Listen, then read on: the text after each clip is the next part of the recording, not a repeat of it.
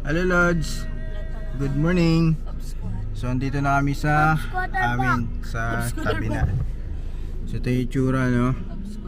Malapit lang kami sa munisipyo at Ipahibalo aha tong residence. police station. So sa wakas, kumpleto na kami. Ako, si Mrs. at yung anak namin. Kaya kami nagmadali kasi na-miss na namin siya, you know? Si Prely Boy, ayan, oh. Na-miss na siya. So mula Pagadian City papunta rito mga 1 hour lang. 1 hour lang. So stay tuned, pupunta kami ng Pagadian ulit dahil may sinulog. So kakabar ko ulit yung cruising pabalik. So energy check, ha. Ako 90%. Ame, 100. energy check. 1,000. 1,000 daw.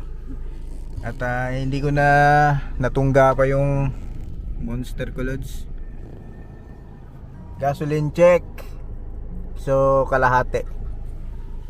So mula Manila, dalawang beses kami nag top up. Manila bago umalis at sa Bacolod. Pero wala pang half yun sa Bacolod actually. Pina full tank lang namin ulit.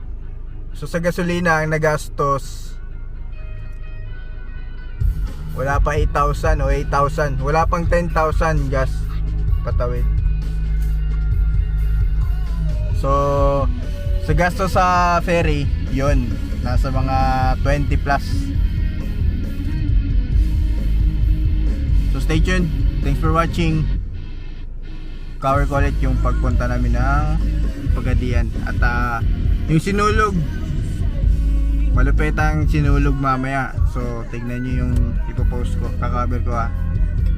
So punta muna kami ng Pagadian Lodge.